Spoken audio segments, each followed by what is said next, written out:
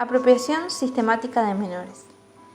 Los responsables del terrorismo de Estado consideraban que para completar la desaparición de la forma ideológica que pretendían exterminar, era necesario evitar que ésta se transmitiera a través del vínculo familiar.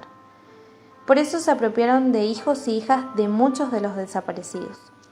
Algunos fueron secuestrados junto a sus padres y otros nacieron durante el cautiverio de sus madres.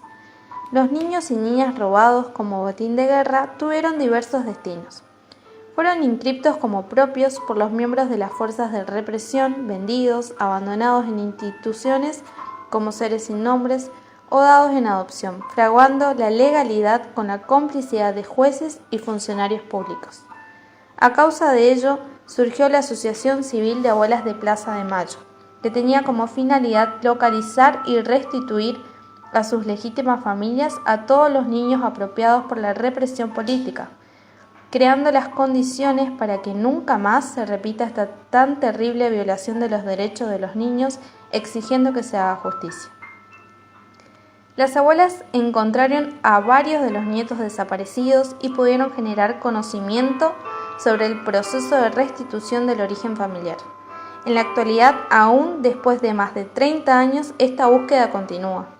Fueron encontrados 101 niños desaparecidos, pero todavía se estiman que faltan más de 400. ¿Qué fueron los centros clandestinos de detención? Los mismos se trataban de instalaciones secretas, ilegales y donde eran llevados y recluidos los detenidos desaparecidos.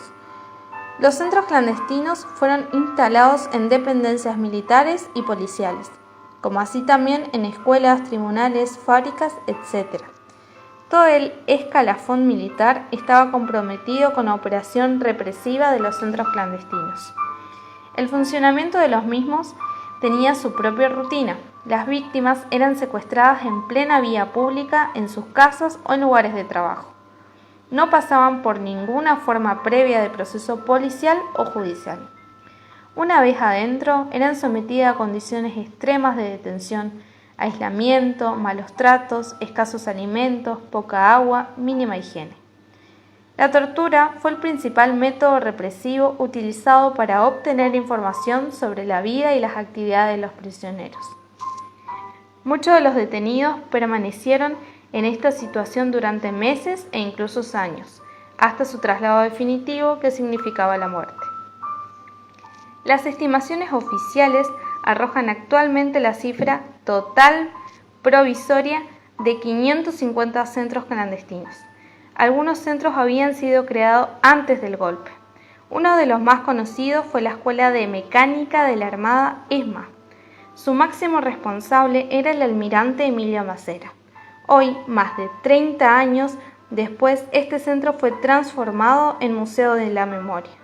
La pregunta quizás más inquietante es cómo es posible que la sociedad argentina haya producido campos de concentración en su propio seno. Según Pilar Calveiro, en su libro Poder y Desaparición, explica: los campos de concentración eran secretos y las inhumaciones de cadáveres NN en los cementerios también. Sin embargo, para que funcionara el dispositivo desaparecedor debían ser secretos a voces. Se sabía que algo sucedía, o al menos había indicios para saberlo, pero la mayoría no sabía exactamente qué era eso que sucedía, y otros decidieron directamente no saber como un mecanismo de defensa. ¿Cuál fue el proyecto económico-social de la dictadura? El diagnóstico realizado por las Fuerzas Armadas consideraba que la inestabilidad política y el origen de los conflictos obedecían al intervencionismo estatal producido por el proceso de sustitución de las importaciones y al consiguiente protagonismo y fortalecimiento de un movimiento obrero organizado. La intervención del Estado en la economía era descalificada como paternalista y populista. La fuerte sindicalización y una política de equidad distributiva debían ser reemplazados por el mercado. Se promovía menos Estado y más mercado. Este cambio de mentalidad al que aludía el ministro de Economía, Martínez de Hoz, apuntó a sustituir el sistema de valores, normas y orientaciones. En esta etapa se destacaron los comunicados que dirigían las Fuerzas Armadas a la población.